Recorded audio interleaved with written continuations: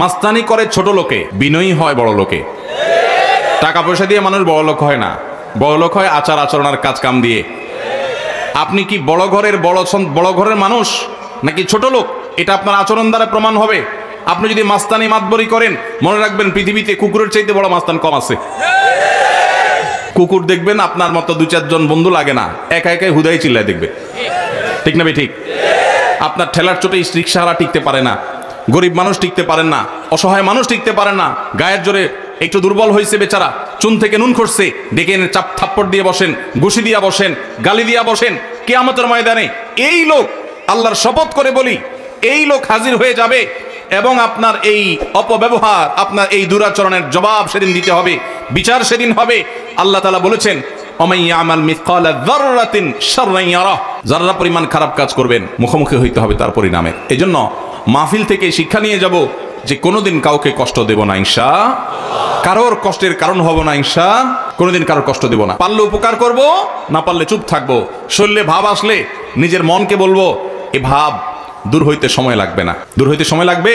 এজন্য বিনয়ী হয়ে চলবো তো ইনশাআল্লাহ। এলাকা সুন্দর হবে, দেশ সুন্দর হবে যদি আমাদের আচরণ সুন্দর হয়। আমাদের যুবকরা যদি সমাজমুখী কাজ করে, আমাদের যুবকরা যদি সমাজের জন্য ভালো কাজ করে, মাস্তানি, গুন্ডামি এবং গায়ের জোর খাটায়া দুর্বলদের উপরে জুলুম যদি না করে, তাহলে দেশ সুন্দর হয়ে যাবে। আমাদেরকে সুন্দর দেশ গড়তে হলে অনেক বেশি কিছু করতে হবে না। আমরা যদি সবাই সবার অধিকারগুলো দেওয়া শুরু করি, কেউ যদি কারো কোনো কষ্টের কারণ না হই, কারোর সাথে মাতবরি, সরদারি, গুন্ডামি এবং গায়ের জোর খাটানোটা না করি, তাহলে এই দেশ এমনি স্বর্ণের দেশ হয়ে যাবে ইনশাআল্লাহ। আমরা মুসলমান, ওয়াজ শোনার ব্যাপারে উস্তাদ, হাজার হাজার যুবক ওয়াজ শুনে ঘন্টায় ঘন্টা বসে। মাগার যুবক ওয়াজের উপরে আমল করার প্রশ্ন আসবে যখন পাবলিক বাসে উঠছেন 4-5 বন্ধু মিলে, ডাকছেন কন্ট্রাক্টরকে ভাড়া নেওয়ার জন্য, একবার বেশি 2বার ডাকছেন, বেচারা শুনে নাই, অন্য মনস্ক ছিল, এরপর ডাইকায় না কলার ধরে বলছে, নাই বেটা কথা কানে যায় নাই, এরপর দিলেন 2-4টা চটকনা। এইটা যদি হয় তাহলে আপনার এরকম শত শত ওয়াজ মাহফিলে শুয়ে গড়াগড়ি খাইলেও 2 পয়সার কোনো লাভ হবে। আর যদি এখান থেকে শিক্ষা গ্রহণ করে কোন দুর্বলের উপরে আঘাত করার আগে আপনার হাত থেমে যায়, আপনার মুখ থেমে যায়, আপনার বিবেক সেখানে যদি কাজ করে, অ্যাক্টিভ হয়ে যায়, তাহলে মনে করতে হবে ওয়াজ আপনাকে কাজ ধরেছে, ওয়াজ আপনাকে এফেক্ট করেছে, ওয়াজ আপনাকে সুপথে এনেছে।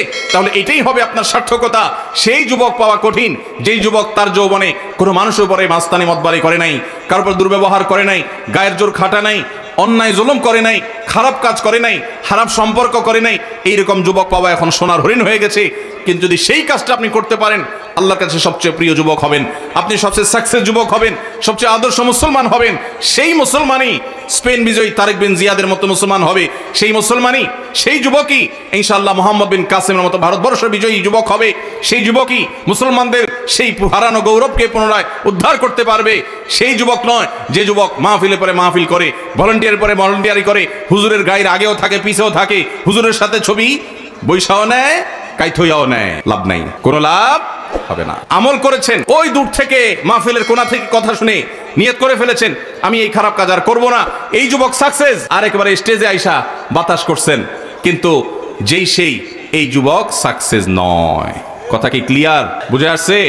আল্লাহ আমাদেরকে আমলের তৌফিক দান করুন।